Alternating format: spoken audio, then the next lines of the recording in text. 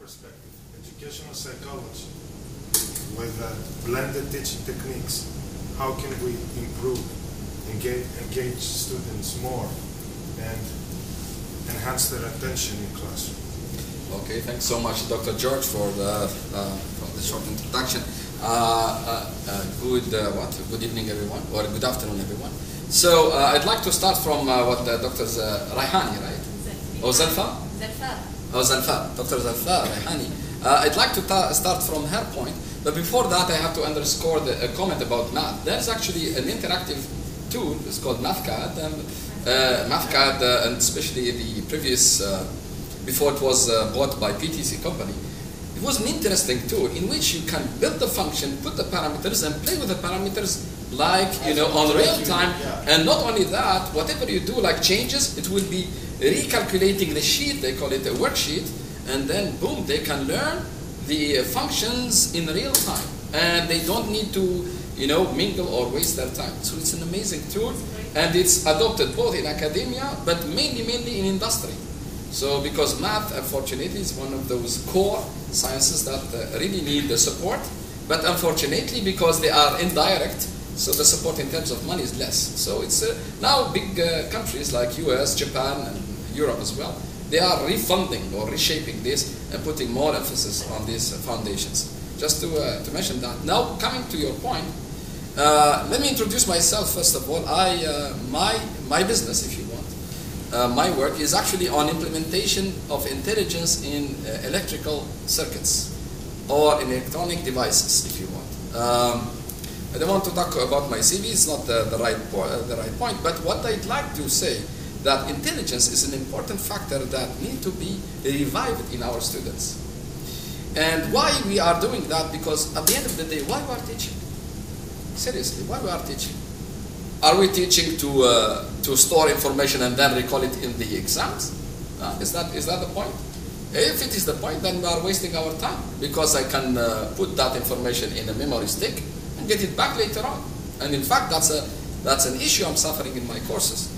I told my students, and also it's in my YouTube channel, I mentioned to my students, listen, I don't want you to work as memory sticks or memory devices. I can get the whole textbook in, thumbnail device, and boom, that's it. I don't need that.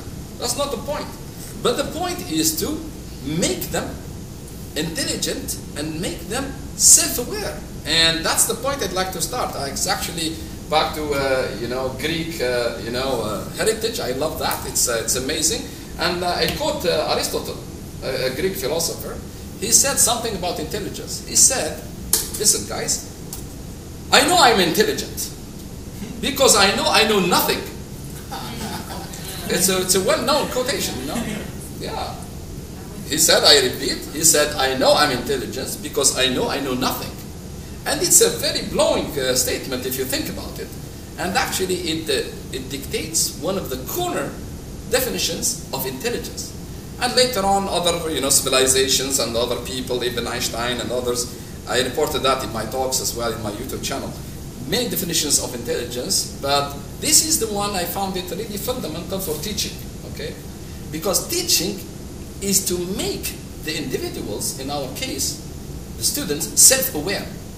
And self-awareness is one of the biggest intelligent cornerstones, okay? And that's why nowadays AI, artificial intelligence, is booming. Google, you name Apple and the big boys in industry. So what do you mean by self-aware? That's good. I'm getting there. Okay. They are working on this, on AI, and they are really advancing.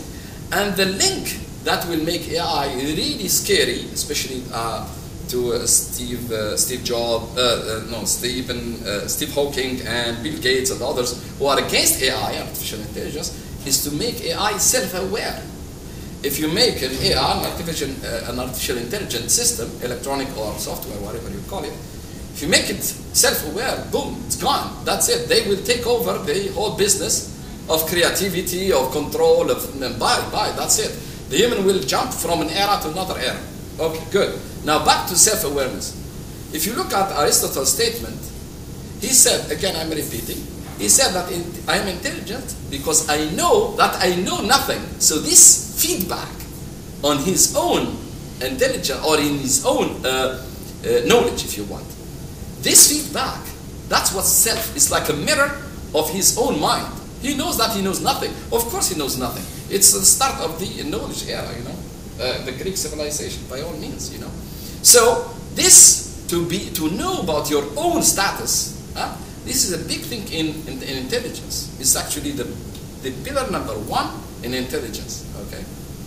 So this self-awareness encompasses big things, and that's where I saw that intelligence can help actually teaching. Teaching, we need to make the students, and that's my philosophy, we need to make the students self-aware about what they are studying. Like Dr. Zalfan here, coming to that note, to make experiential, you know, teaching, okay? Or what you call it, I was writing on the cup, so I have to read from there. So sorry about that. So you have to make it doing self-awareness, meaning they have to reflect on themselves. What did they learn? And how they were learning it. Is it good or not? This will come to self-assessment, okay? Are they really, they did a good job? So this self-awareness is a big issue, or is a big cornerstone in the teaching. This is what we need really to implement. Now, what they did, right? Okay, all right. And why we want this self-awareness? It's not because intelligence is sweet and we like it. All of us, we like it. It's what differentiates us from the rest of the biological world. It's because we are intelligent.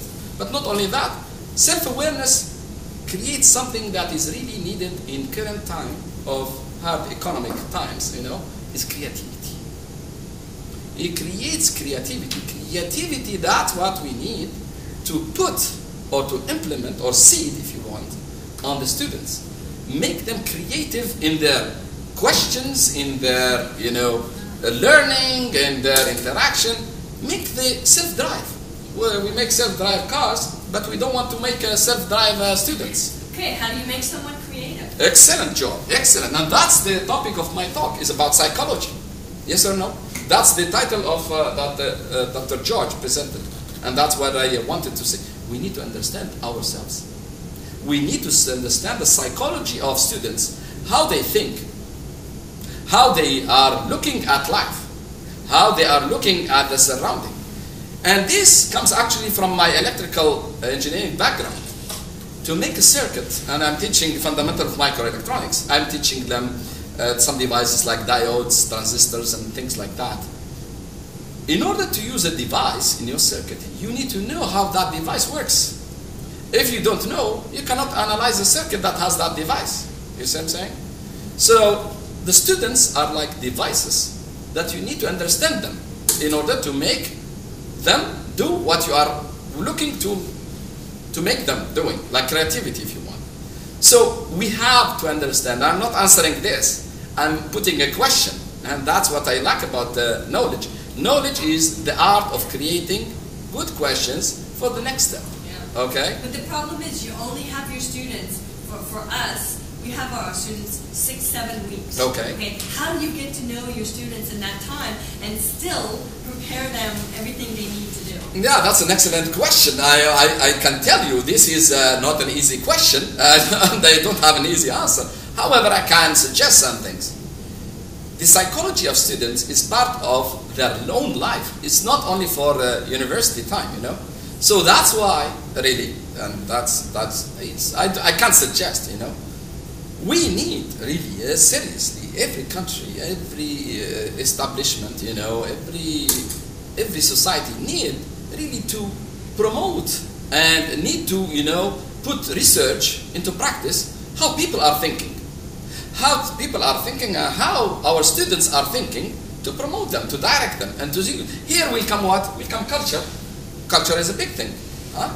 Every society has its own culture, has its own principles, and the way that you teach North American student cannot be applied in Japanese students, cannot apply in this country. So each society has its own culture, its own principles, its own fabrics, if you want. Okay, that the teachers like us, we need to be aware of.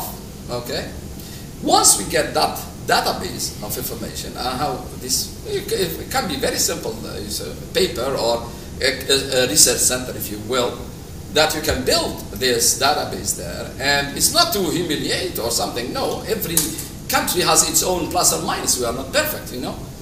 So this is for the teachers to understand how to approach the students, what they like, what they don't like, how they think and how they don't think. And this has to be tailored after that to the subject. Okay? So unfortunately, the answer to your question, we have no database. And it's not only to this country. We don't have it most of the countries. Okay? We do not understand ourselves. Like the one says, oh, we know how to go to the moon, but we don't know even how to walk on the earth. It's sad. It's sad because we lost the vision. That's the thing, as a mankind. Few research, I would say, I haven't really, but really I was searching these things, and few research, really, as far as I am aware of, talks about these things. This is an important step for the teachers, for the educators, to know how this, once we know these things, then we can tailor that to our education and make self-aware students. Use them to think about themselves and how to learn, and then let them learn by themselves. So basically the teacher role in my philosophy is to seed the knowledge and let it grow in their minds. And then that's it. The rest is history. They will take care of it, they will move forward, they will enjoy, in fact. You don't have to monitor at them. So you will sit in there and see what's going on. If they go in the wrong direction, you give them advice. Why you tell me that? Because I tried that, and they will, oh, thank you very much. Now I know, I will go to the next thread, the next way. And that's how it should be, in my own humble opinion. And then, once you do that, then that's it. It will be fun. Even the teacher will not get bored. So eventually, over the time, repeating the same course, it will be boring. So efficiency will go down. There's no motivation. What motivation? I'm repeating the same course millions of times over the years, and what motivates me? Even as a teacher, what motivates me? There's no new. There's no new. Maybe some teaching technologies here and there, blah, blah, blah, blah, but at the end of the day, I'm not doing anything. But if we make things, in a loop, I learn from the student learn from me, and things are dynamic, things will be spicy, will become, something, dynamic and refreshing, and no one will be bored.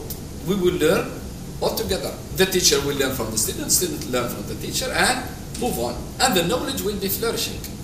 And the society will enjoy, everybody will be winning in that time. I think that's my humble opinion.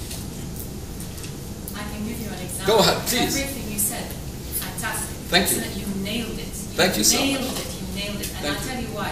I'll give you an example. I teach level 3 writing. It's about IELTS. So every day for the past 6 years, I hear, oh, I can't wait to get the IELTS. When they walk into my classroom, oh, I can't wait, teacher, I have to write an essay. It's all about IELTS. And one day, it was last quarter actually, I lost it. I said, everybody just stop. Is this really about the IELTS exam? Yes, of course. I'm writing this essay for the IELTS. I said, but have you ever thought further? Silence. Further. Where? What do you mean? Have you ever asked yourself, why are you here? They look at each other. And then I hear them in Arabic, my dad wants me here. My mom wants me here. I don't want to be here. This is what goes along with it. And then I said, what are your goals? I asked that question. Have you ever set goals? But let me tell you, they were so interested in that question. All eyes. Goals. What are those? What's that? Have you ever set goals like in 3 years? Where do you want to be? In 4 years? Never. But they love the rhetoric. They love the conversation. It got them thinking. Yeah, that's right. We had a discussion about dreams, goals. You created the loop. You created the loop.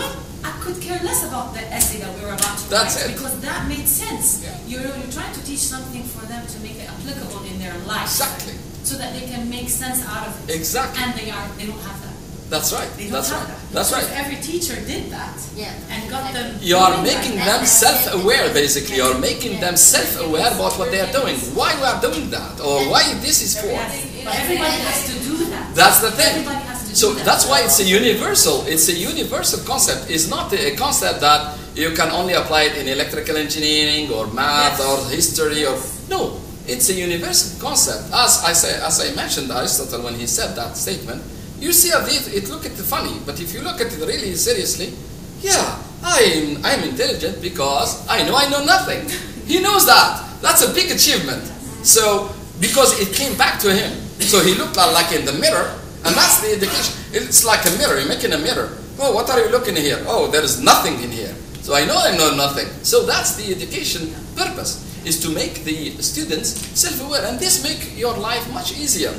Because you have the experience against the students, they have no experience, and that's an answer for you, that the students, they have no experience. How can you teach them and you assume that they know something? But if you just create a seed and let them do it, and just you stay there and you feed them the experience, like you are putting some water to that plant, little by little, as they grow, and at the end of the term, oh, what did you learn? Oh, I learned a lot, I learned this. But if you do it the classical way, which is the common one, it's a memory. It's a memory process. Feed me in, I feed you out. Bye-bye. Good luck with you. Give me great, leave me alone. Yeah, and this is universal, so it's not really applicable only on one practice, actually on all spectrum of disciplines of education. One question. One comment to thinking. Maybe two parts to the comment. First, picking up from what you said, that it has to be related to them. So, context is very important, and in my own courses as well, and I guess it may be applicable in other courses. In English, for example, if the textbook came from an unfamiliar context, you end up explaining the idea. That's right. They don't even know anything about their own context. This statistical question, like what's the average baseball score for such and such a place? They have no idea what baseball is. But when you delve into this, is the next part of that is they do have a context. It's just that we're not familiar with that. That's right. So the next stage for us as instructors, as lecturers, is to listen as well. That's right. So if we start to listen, like what you were doing when you asked them the question, and they started to open up, and then started this self-awareness group. As soon as we start listening, we'll understand their context. It happened to me. I can give you a specific example. Just yesterday, I'm in engineering. I set a problem relating to water conservation. I asked them, what's your context? I said, okay, tell me something relating to your town, your city, your village, your home, your car, your university, relating it to them. A couple of examples. One, he said, my family, we have a farm, and the irrigation system there called Falaj. Yeah. The irrigation system there, we still have a guy who comes every morning and he has to open the sluice gates manually, and it's a whole system that takes all day to do, and so I never knew this system existed. And so I said, okay, there's a possible project from his context.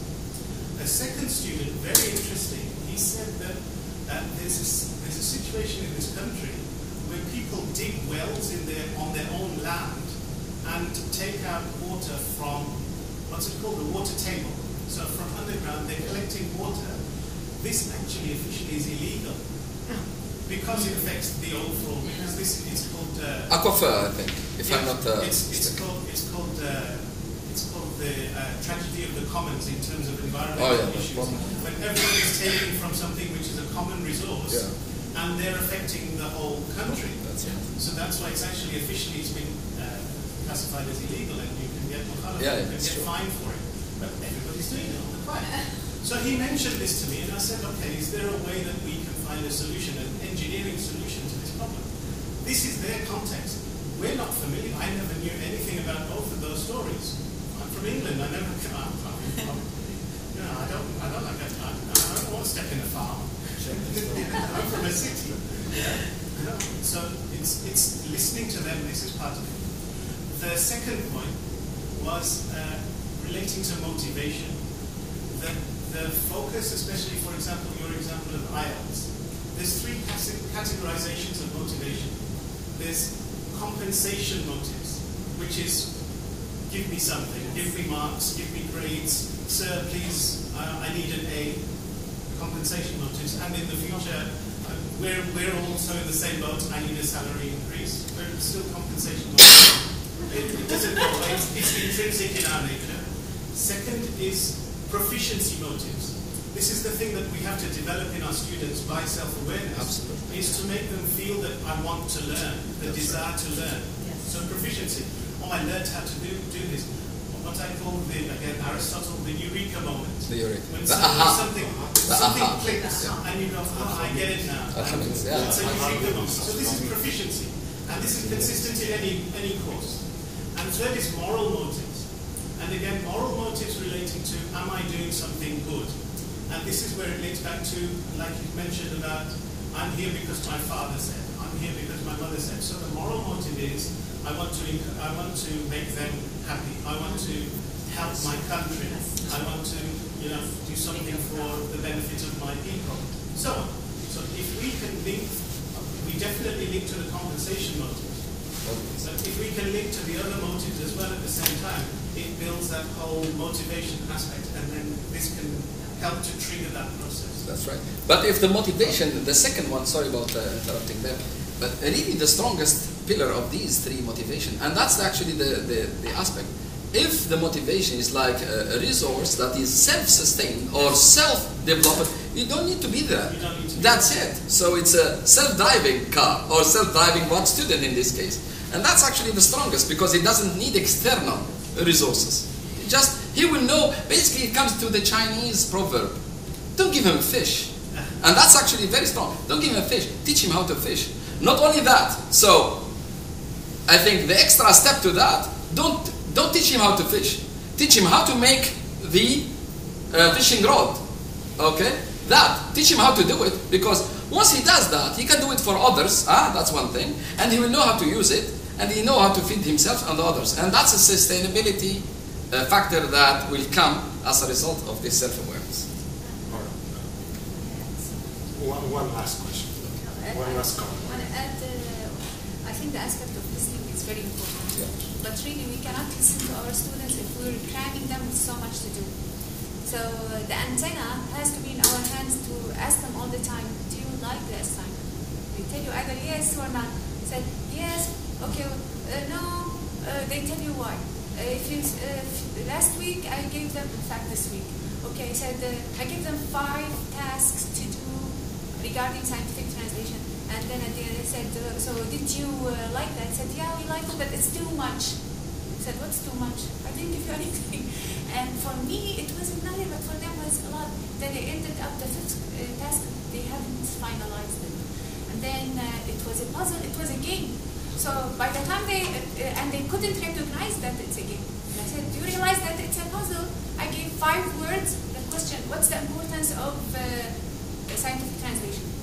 And I put just 5 words, said, you give me your statement about it. Right? So they didn't leave the classroom until they gave it to me, but when they realized it's a game, they got indulged in that. In fact, I gave them so much that they couldn't recognize one task was a game. So I blame myself for that. So if you want our students to really experience their learning, in the sense, let me do it and I learn, instead show me and I forget, let me do it, I learn, it means less is more. We need to apply less is more. In cooking, I believe that 100%, but this is where the system fails us sometimes, because I have a deadline to meet, I have objective to meet in less than 7 weeks. Yes. And it's boom, boom, boom. So that's where I'm very limited. I agree with you, and I have the same. I have the same issue, but I thought I really weighed that because I'm language field too, like you, and learning language and improving it takes time. It takes time more than 3 months or 16 weeks per semester. But less is more, and if I want to raise their level, I started picking difficult text for them instead of. This is the only way I could compromise really the limitation in time. So let's move on a little bit. Yes, if that's okay. To the final 2 questions. Some research-based practices, please. Engagement. It's okay, but I wanna, part of my answer, I would like to thank you as an audience and as a panelist, because you were very smart in answering my question. So I will just wrap up things together. It's okay.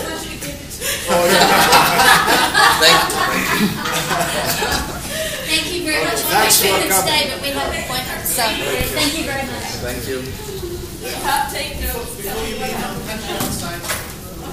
So just in my response, because most of the main points that I'm going to address in my answer to this question comes from the audience, which is I appreciate really, but I need also my colleagues in the panel, they contribute to this question.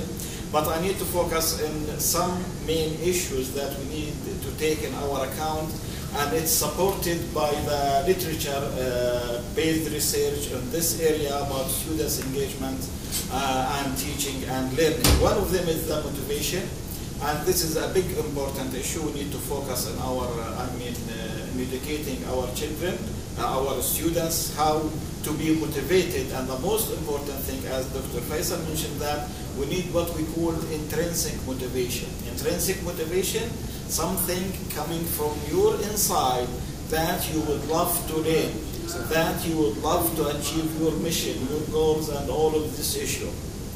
Whenever you put your students in this stage, I think they will be able to be responsible and accountable about their learning.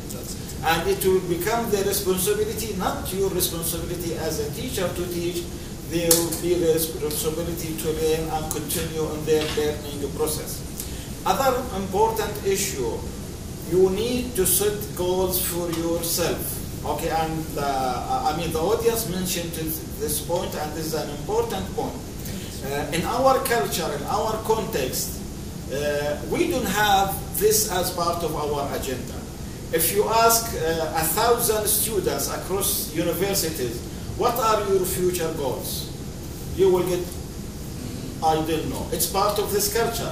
If you ask the same number of students in the Western culture, American cultures, Canadian cultures, you will find 99% they know exactly what do they want from their life. Okay, after 5 years, after 10 years, after 20 years. Here, we don't like nurtured to plan for our future. The events will control our life, not us we control our events. So you need to focus this and educate your students. Other issues, there is a big gap between education at the school level and education at the university level. Yes. At the school level, mostly it's a spoon-feeding strategy. They expect for everything from the teacher. And they jump directly, they don't know how to swim, and they jump in a river with a 200 depth. And a fast run. And fast run. To make it worse. You need to think, you need to solve a problem, you need to do that and that and that. Right. This will not work. So there will be a transition state or intermediate state. In order them to be problem solvers, thinkers, creatives, whatever, you need to teach them, educate them how to do that. And don't start with big, complex tasks. That's right. The simple one is the most suitable one. And connected, as Mr. Muhammad mentioned, to the context. Yes. There is, in our university, there is a big problem. Most of the instructors who are coming, who are not familiar with this culture, even the Arab instructor, by the way, we don't know this culture, the UAE culture 100%. Even we talk the same language. We came to this culture and we don't know too much about it. How about the Americans, the Canadians who didn't know anything about the Arab culture? Even worse. They will get lost. So the way of communication, to ease communication between any two partners, they need to have common language, common culture, common context. If these are missed, what do you expect out of any learning process? Very hard. Other issues, as an instructor, I recommend for you to set your norms and procedures and goals from the beginning of the school year or the semester. That's it. This is my policy. This is my expectation from you.